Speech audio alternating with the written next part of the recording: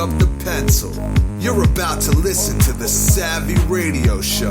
Learn from real-life real estate investors, experience revealed with the Savvy Landlord as your host. Yes, Savvy investors, here we are again in the studio. And it didn't take too long to bring back a veteran, Pat Poynton. If you have not heard of him, he is an Oklahoma City legend on the radio and private money connoisseur raiser, whatever you want to call him. But he's raised about $6 million in private money. He's a guy you want to get to know. He's been on 4 other episodes already, episodes 4, 5, 7, and 9. He's taught several classes. He's sought out as a mentor and a coach. I consider him one of my mentors as well if I have a unique situation or just anything. And I love he calls me and asks me what plumber to use. I call him and it's awesome. I needed an electrician, and the electrician actually called me and said, Pat said you needed an electrician. So I do admire you not only as a successful investor, but as a friend. And so back on the show, back in the studio. So how are you, Pat? I'm good, and I'm glad to be here. I guess we're going to talk a little today about another form of raising private money, which is creative finance, a way to make a deal with something other than your cash. So let's go through a basic thing of your mind. You're driving through Midwest City. That's kind of where you like to roll. And you see a for sale by owner sign. Okay. Well, that's always a good start. Okay. And, if I determine that the property has merit, now we're going to figure out how we're going to buy this. Right. What goes through your mind? Do you try to go through bank financing first? No, that's last. Okay. The first thing I look at is what's the seller's motivation? If the seller's not heavily motivated to sell the property, then it probably isn't a deal I'm going to do. But if the seller is pretty motivated to sell the property, then it opens up a variety of avenues where maybe the seller carries some or all of the balance other than the down payment for some period of time. Now, sometimes it'll be a situation where maybe I give them $3,000 or $5,000 or $10,000 or some number down, and I get them to carry a mortgage balance of whatever, $30,000 or whatever for 15 years at 7% or whatever I can negotiate. Now, obviously, the more motivated they are, the more likely they are to accept something like that. Yeah. So how do you open up the conversation? Especially FSBOs are my golden ticket as well, because do you do research on the property first, see if it's debt free, or do you call them, or do you just throw it at, how do you handle the? Well, normally the first thing I do is if I'm driving through and I see a property, I call my wife or whoever's in the office and I say, look this up, give me an idea what the tax assessor says, how long have they owned it, that sort of thing. And I usually get a quick thumbnail sketch of how many square feet, what the tax assessor says, and some information like that. When I look at the property, I'm looking not only at its condition, but I'm asking questions of the people that are showing it to me about why they're selling it, how they acquired it, how long have they owned it, what kind of information can I gather. I mean, have you been renting it? Have you had problems with the tenants? Are you moving? Are you getting a divorce? I mean, if you listen and you ask open-ended questions, many times the the owners will tell you what their motivation is. For instance, one time I said, well, why are you trying to sell the property? And she said, well, my husband and I we're living here and we're getting a divorce and I can't afford the payments any longer. And so he's moved away and so I'm going to have to sell the property. And I said, well, I'm sure sorry to hear about that, but unfortunately those things happen. How long have you been trying to sell it? Well, I've been trying to sell it for 3-4 months. That tells me she might very well be behind with the payments. She's probably highly motivated. She said she couldn't afford them, and she hadn't been able to sell it for several months. So the information she's giving me back gives me some idea how I might approach creative finance. Do you? How fast do you open up the conversation with owner finance or subject to, and if you don't know what a subject to is out there, folks, we're going to talk a lot about a subject to. That what that means is that you're taking over the existing mortgage. There's a mortgage in place, and you're deeding it into a trust, and you become the minister of the trust, and you make the payments. The current deed holder or the person that's on the loan no longer is involved anymore, and you basically take over it. Well, now that's certainly something I'm thinking about when I hear the scenario that I just laid out, where they're divorcing and one of them is struggling to make the payments. Maybe if it's got a good enough mortgage, I do that. And let me give you an example of two I looked at just in the last few months. One of them had like a 6% loan, and I was eager to try to buy that subject to. The other one had some sort of an adjustable rate loan that could go up to 12 or 13%.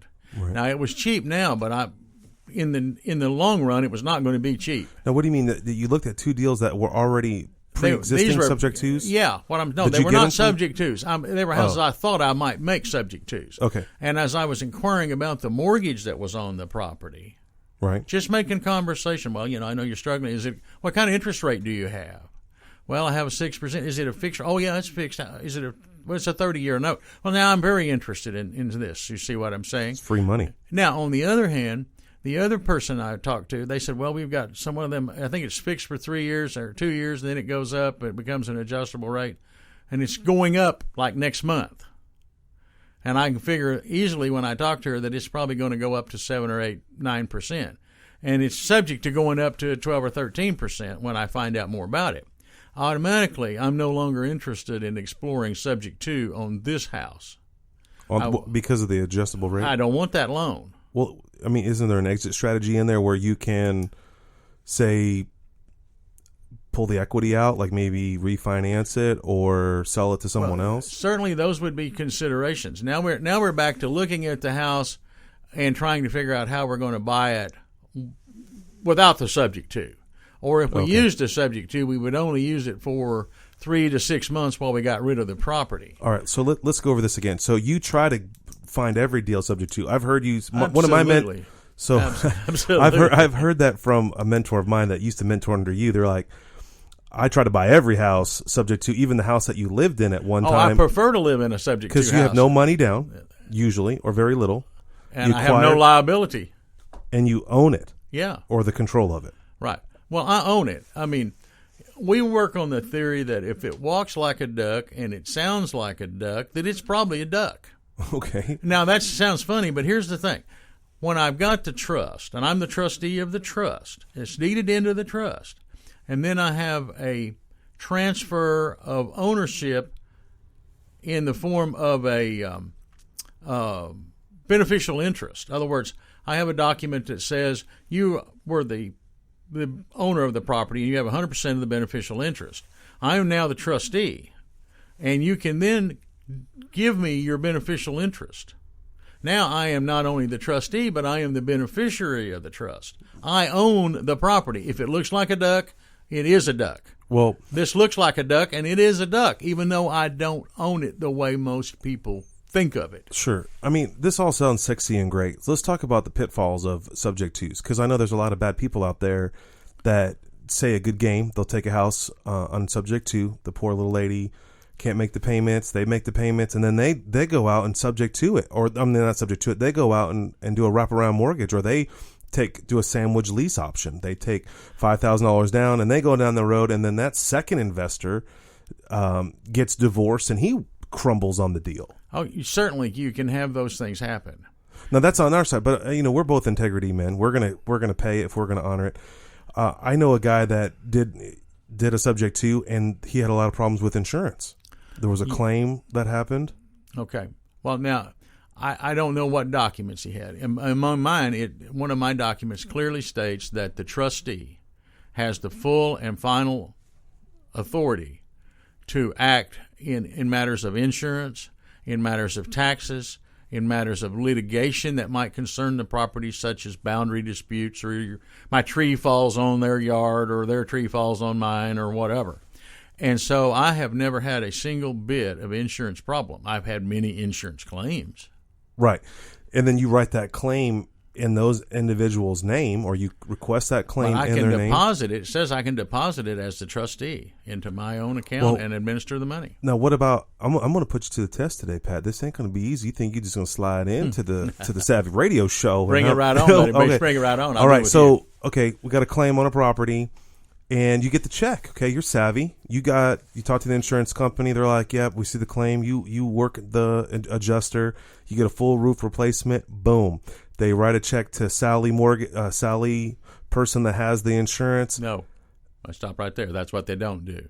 You contact them. You send them the new docs. No, you send them just the document that says you're the trustee, which is the deed into the trust, and the document that says that as the trustee, you have the full and final responsibility to administer the trust with regard to any claims, insurance, legal, whatever. And then you have the check made out to now if you XYZ Mortgage Company and you. Right. Now, that was my next question. All right, so now it's the trustee. So let's say in this case, Pat and 321 Trust. Okay. Now it's in the trust. The check says 321 Trust, and it says the mortgage holder. Right. Now it's Wells Fargo. You call Wells Fargo. You're like, "Hey, I got this check. What do I do? How do I pay for this new roof?" Okay. Now they might want to see trustee documents. They may.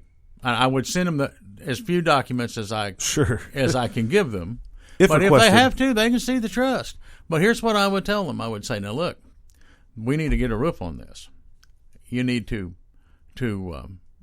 now, normally what I do is I'll put the roof on it myself as a rule because I got to protect the property that I'm entitled to. Then you're a GC. Yeah, and I'll put the roof on myself. And then I will say, here's the paid-for lien releases showing that the material was put on the roof and the labor was paid and a lien release was done. Now, I need you to endorse this check." Now, generally what I've done, and I've done it with Wells Fargo, is I've gone to their local office and had this conversation with one of their representatives, and they'll call the home office, and we'll talk back and forth, and they'll sign the check, and I'll leave with the check. My wife has handled it many times. Now, you said something that was really awesome, the lien release. When you start saying the word lien to a bank, they start moving around. Well, see, they start jumping, and that's a rookie real estate investors out there. Here is a tip for you today. When you get a roof done, get a release of lien. What do you mean? Well, you pay for the $5,000, $10,000 roof, and you have a receipt for it, but that roofer still can file a lien on the property. Unless he signs a release. Unless he gives you a release. So if you're a real estate investor and this is your first property that you're getting a roof on, get a lien release.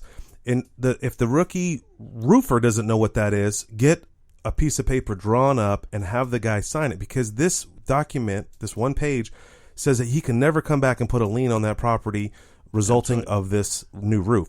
And you have this document now that you can use as leverage over the bank. Hey, there's going to be a lien put on this property unless you sign over this insurance check, which is due me anyway because your insurance adjuster said it's right, and we need to put a roof on it. Well, basically, I've never really had much issue with it. Now, the people that have done it wrong probably have issues, but we've done it right, and we've never had an issue. Okay, so how about this issue? And this is a side note. What if are you nervous about paying for the roof on the front end and not getting the check from the insurance company, or you have ammunition from there? Well, you have a lot of different ammunition. Okay. One ammunition is you said, well, now look, if you're not going to pay me, then maybe maybe we just have to part ways.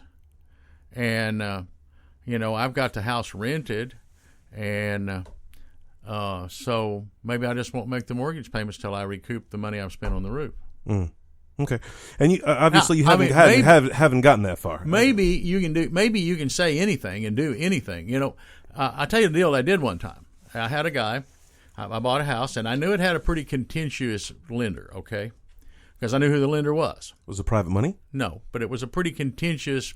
Hard money? Yeah, it was a hard money deal. Okay, well, get to the, come on. Well, anyway, the point was, when I contacted them, they said, well, we're not going to let you make payments. We're going to foreclose.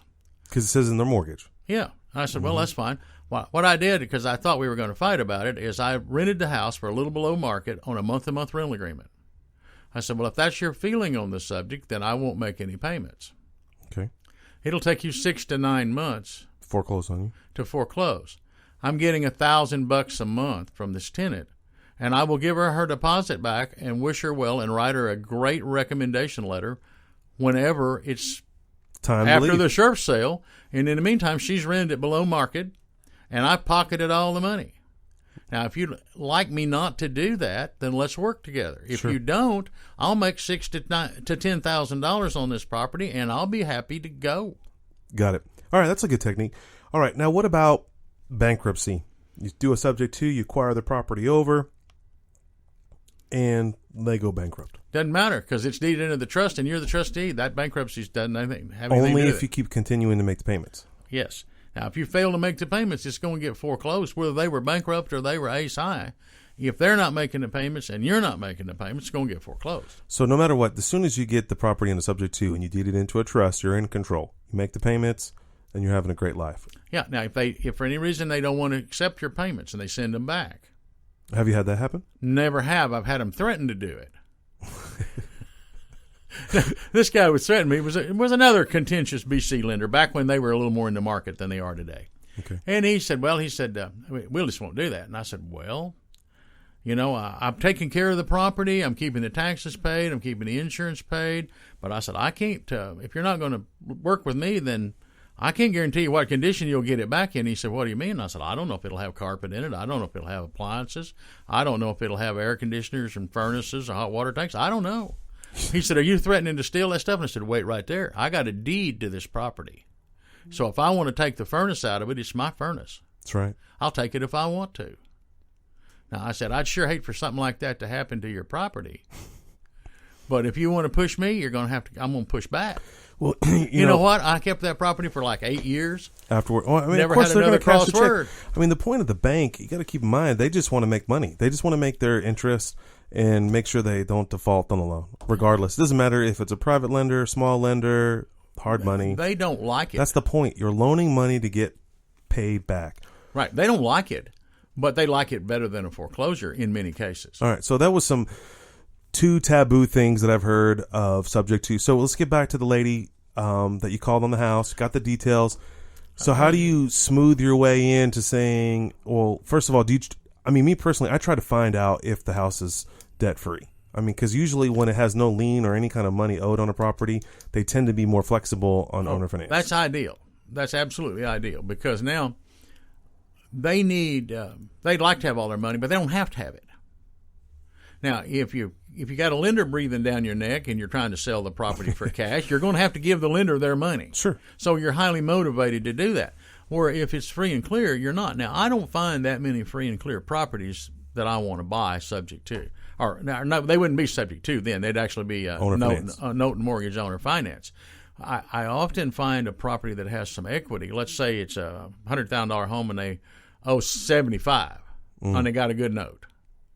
Okay, maybe I say, look, I'll get a new loan for $75,000, and would you carry $20,000 back as a second? So you're buying it for $95,000 or $100,000? Oh, what is it worth though? $100,000? Maybe it's worth $125,000 or $130,000. I'm not talking about what it's worth. I'm talking about what I'm buying it for. Okay, great. Okay, so maybe I've given them $5,000 and they carry back $20,000, Sure. and that's a second mortgage. And they're out of the first mortgage. And they're out, and I pay off the first mortgage with my new first mortgage. So I'm in it with a first mortgage from a bank or a private investor or wherever I get it, The $20,000. and I've got the $20,000 they're carrying, as opposed to having to find. And you acquired the property for only $5,000. Yeah. And you created two payments. Now you got the first mortgage of the $75,000. That payment is $600. Whatever the payment is. And now you have a second mortgage for that $20,000 that you owe, and the $5,000 that you originally put down. Right. Yeah, it's definitely a comfortable deal if the seller is able to do that. But many times they are able to do that more than you Because think. there's spread. It would be a $125,000 house. You're buying it for. You're Did I say financing. 100? Yeah, but you're financing it for 100. $7. I mean, we're technically financing at $75,000 of the first. Right. And it wouldn't be difficult to get that $75,000. Would you get a traditional? You'd be or anywhere? You could get that loan from a bank. You could get that loan from a private investor. You could get that loan from a mortgage company. I mean, you get that like you get any other loan. All right. So your favorite loan or way to acquire properties through subject to? That's certainly one of them. Okay. What's another one? Ideally, 100% seller finance is the perfect way. Sure. Unfortunately, I don't get that many of those. Unfortunately. I mean, if I could get them, I'd do nothing else. And Unfortunately, you don't get them. And then the third kind would be where I use private money rather than a bank. And the fourth way would be to use bank money. And now I may have 3 or 4 different prices. If you'll carry it, I'll give you this. If you'll carry part of it, I might give you that. And if I can buy it subject to, I'll give you this. And if I got to pay all cash, I'll give you this. Yeah. And they used to be called, technical term or whatever, called a dual offer. A multiple offer. So this just happened to me the other day. I was cleaning out my desk. It's random. I got a piece of paper. I saw that the house was for sale. I went and called them, and they were motivated. They bought a house out 2 hours away, and they still had this other property. That's a good one. They bought it. It's worth about $65, but they think it's only worth $50. But then the comps have gone up, and they owe $38,000 with Wells Fargo, 6.5 on the first loan, and for some dumb reason, they have a second mortgage on a brand new heat and air system. Mm-hmm. Right. So this was all new to me. This is my first subject to deal that I just locked this down the other day, and so let's run the numbers. It's worth $65. They owe $38 on it. They owe a $5,000 second. So we're at $43,000. It's on a $65,000 house. Right. Okay. And they know that it needs about $3,000 worth of repair. That it needs new tile in the bathroom. So you're going to be in it for $51 or such a matter. Right. And I can definitely rent it out for $800. So it's in my wheelhouse. It's not something that I'm a big fan of, 2 bedrooms. So I called them and met with the guy. He was really motivated. And of course, it takes him 3 hours to come meet me. He's like 200 miles away. And so I talked to him. I was like, listen, I can't buy it for what you owe on it for $45,000, $44,000, some change with closing costs. But what I can do, so here's the option. I was like, I'll give you $38,000 cash if you come to closing with $6 to pay off that second mortgage and all the closing costs. Well, the interesting thing that went down, so he thought about it. So then I went on vacation. I came back and I met with him and I brought the contract. But this is a subject to contract. It said, I'm taking over the 2 loans. We're going to deed into the trust. And I learned from Thomas Morgan, be full disclosure. This is what I'm doing. This is how I'm doing it. And, they were like, well, when is this ever going to get out of my name? I said, well, it could depend. It could be a year. It could be 2 years. They didn't really like that so much. And most people don't. And this is my first deal of negotiating. So I was like, man, I don't know what to say. I go, here's your options. At the end of the day, you can show up to closing with $6,000 cash, or you can show up with nothing and pay nothing and walk away, and I'll take care of this headache. Well, they were up in arms, nothing negative. They were like, the husband and wife were back and forth. Well, eventually they signed my subject to contract. Right. And I was like, fabulous. So this is my first subject to So then I went out and flipped the contract. I went out and I called several investors. I said, this is an $800 a month rental. It's worth $65,000, maybe $60 on a bad day. You got to put $3,000 in it. I go rents for $800. I got one on the hook already. And, 2 days later, this is right after Thanksgiving, the seller calls me and says, hey, we're just going to bring the $6,000 at closing. So perfect. So they're going to bring I got to bring $38,000, which I'm going to sign the contract to my wholesaler, to my real estate investor for $44,000. Yeah, it sounds like $6,000 of profit, but there's, there could be something pop up on the lien or whatever. But that's creative finance. I just created some money out of thin air. Anytime you buy a subject to or whatever, you created money out of thin air. I mean, you really have. Yeah, tell me the positives to it. Well, the first positive is you bring little or no money to the deal. In this case, I brought my time, maybe 2-3 hours of time, some photos. Now let me tell you the kind of house that I buy subject to on a majority of the time. Okay. It's in some place like Yukon, a very good neighborhood. It's what I call a beautiful house. Now, generally, it has a pretty small equity because if it hadn't, then a realtor would probably have sold it. But let's say it's a $100,000 house, and it's in a neighborhood that's only selling for $110,000. You can hardly get a realtor to sell it and pay the closing costs and get their 6%. The deal don't really work. I have one of those right now in Mustang. It's $115,000. I'm getting hammered. But here's the deal. It needs no work. It'll rent for its payment. Okay. Maybe a little more. Break even. Yeah, or maybe ideally $150 above its payment. So let's $1,000 a month. You rent it out for $1,150. That'd be ideal. And the PITI is all in on that payment. Okay. Right. Okay. Now here's the thing. I got no money in it. It's in a good neighborhood, a neighborhood that should appreciate and should stay rented.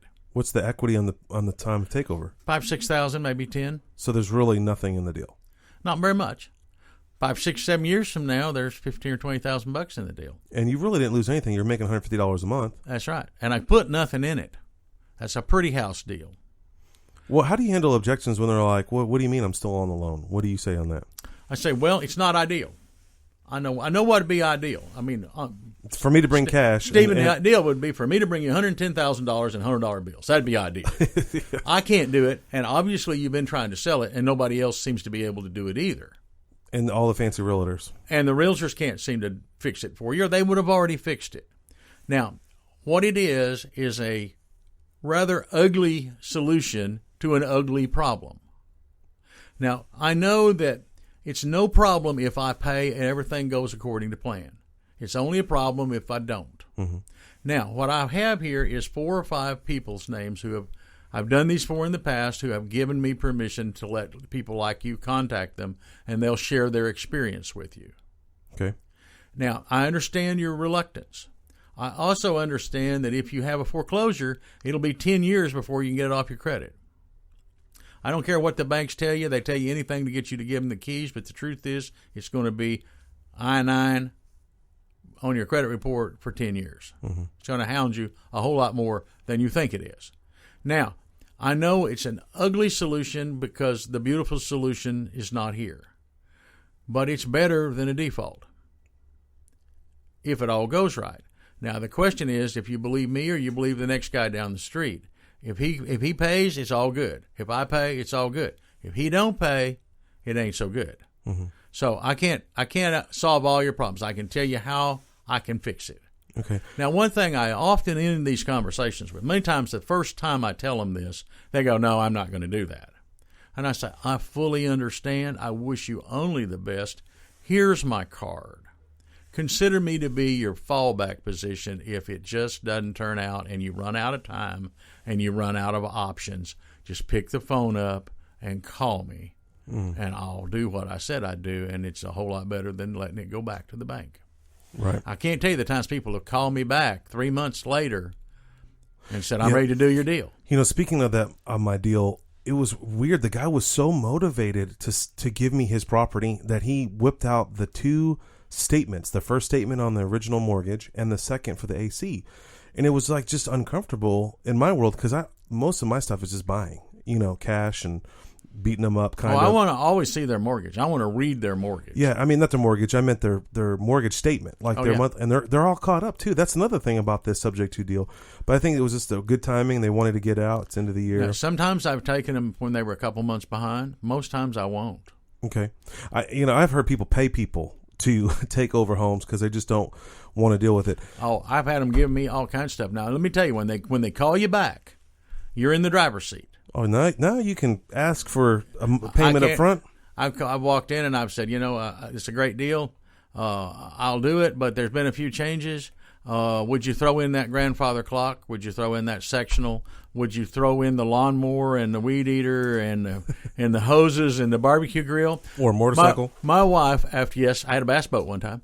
But my wife told me one time, she said, "I'm going down to Mathis Brothers and buy me 2 leather sofas." She said, "We've been married 25 years, and all that time you have taken furniture out of other people's homes and put it in my home, and I'm going to go buy what I want for my living room, and I don't care whether you like it or you don't." I need to meet Mrs. Point. All right, let's get back to the deal. One of the things, how long have you had what's the longest subject to have you had so far? Or you still have one currently, and how long is that? Let's see. I have one that's on the market to sell now that I've had for probably 10 years. And you're just done with it? Tired, high of the market? Yeah, I'm basically getting to the point where I'm getting rid of most of my rental property. Hey, I'm buying. And but you don't want to buy it at my prices. You're buying it wholesale. I'm selling it retail. Yeah, I buy wholesale. But we're going to give out your phone number here in a minute. Okay, so 10 years, that's a long time. And I've had lots of 5 Have they ever, years. during that 10-year program, 10-year length of time, have they ever said, "Hey, when is it going to get on my name?" I've had people do that a time or two. And what do you say? And I tell them, well, the market dictates that, not me. Do they think that you're going to try to sell it this whole time, or do they know that you were going to rent it and make a spread? I tell them, look, if the market gets where I can sell it and make what I need to make on it, I'm going to sell it. What's that number? Is there a special number? I like to make $10,000-$15,000 Okay, for your time. for my time. 15 after expenses. And those monthly. Oh, and I'm not counting the monthly. That's the cost of doing business. Okay. All right. So this is all great. Sounds good. Now, how do you get these deals? How do you market them? Do you direct mail? Do you do phone? You can tell do me, any Tell me of how those. you get them. Well, I get most of mine from real estate agents. I have a couple of big writing agents that sell all my property. They get constant stream of people who don't have enough equity. They're in some really nice new development, don't have enough equity. They've gotten job transfers. They got too much house for their amount of money they've got. They've gotten a divorce. Those are probably three most common reasons. Anyway, for whatever reason, they need out. And they don't have enough equity to really make a viable deal. Now, I buy those because I know houses will go up in value over time. And if they've got a good enough loan on them that I can rent them for their payment or a little more, and they need no work, I figure I've got nothing to lose. All right. How do you? Okay, we're going to wrap up with this one. We got 30 minutes already there, Pat. We're gonna bring you back on the show, of course. How do you compensate that realtor? I've had a realtor call me. I don't compensate them as a rule, and if I do it with football tickets or. So when they're calling, but most realtors have their hand out. I know realtors, you hate me, but that's okay. They come out wanting something, commission or. Well, there's no money in this deal. So they're genuinely trying to help this seller. Right, and help you because you're a valued customer. To them, because you've sold property through them before. Yeah, and I always tell them, look, if you bring me these kind of deals, when I get ready to sell them, I'll list them with you. Okay. Well, fair. Well said. I don't know that that I make it work 100% of the time, but I don't normally pay them. Now, I've got realtors that I value, and I often buy them dinner once a month or something. And I would, whether they send me any deals or not, because I value them for something. Sure. Like I've got one lady that I almost list almost all my houses with her because she's a tremendous agent. And she does her job. And that's why I do it. And when I buy her lunch because I appreciate the great job she's done on selling XYZ property. And if she sends me somebody, great. If she doesn't, I still love her and I'm going to use her. All right, Pat. Let's end with this. What advice would you give someone? You got one of your students. They're just starting out. They got no money. And they need to do a subject to because they can't even. What advice would you give them? What's the one advice? Well, it's going to be hard to do one without some sort of mentor or help because the paperwork alone is going to be fairly hard for you to figure out and come by without some kind of expert help. All right. So are you still mentoring people? Sure. All right. Can we give out your number on the phone? Sure. Okay. And you take calls around the country. So if you're out there and you got your first subject to, I'm telling you right now, I called Dutch Revenvoor like 10 times on this last deal, and I called Thomas Morgan. I blew him up. I owe him dinner. I at least called him 10 times. I had one thing that was really interesting, and I'll say in this, and then we'll get your number. I'm pulling their contract together. All right, I've done hundreds of contracts, but I'm nervous about this contract. Right, and they both sent me separate contracts. They're similar, but they were different. So I had to weed through which one was a better contract. Didn't know. Got the contract, but then I'm looking the county for the legal, and the girl's name is wrong. And I'm like, who do I put? So I'm making 10 more calls trying to get a hold of these guys. Hey, who do I put the contract name in? The mortgage from Wells Fargo says Sally Lady, but the title on the county assessor says Sally Hunter. Who do you put it in? Well, of course, it's a legal situation. You put it in their legal name. Pretty common sense question, but you get emotional. And if you didn't have a mentor, someone I can just quickly call and say, hey, what do you do? He's like, look, dummy, you know that. And I was like, you're right. Anyway, if you need some help at all and you want to grow your business or you want to dip into subject twos or creative financing or private money, I just want to let you know for 2016, that is my goal to do some private money. I got 3 people already lined up willing to loan me money for private money. There you go. So I'm just getting all that lined out, getting the deals lined out. But give Pat Poynton a call. What's your phone number? 405 area code 479-0064. That'll ring directly to me. 479-0064. 479-0064. Area code 405. All right. Well, that's the Savvy Radio Show for today. We're going to bring Pat right back on, and we're going to cover more things that you need to know. Thanks for listening to the Savvy Radio Show. If you got anything going on, keep it going. But whatever you do, buy assets. Go to thesavvyradioshow.com. Have a great day. Thanks for listening to The Savvy Radio Show. Glide online and listen to our other motivating episodes at SavvyRadioShow.com. Connect on Twitter at LandlordBook and always be buying assets.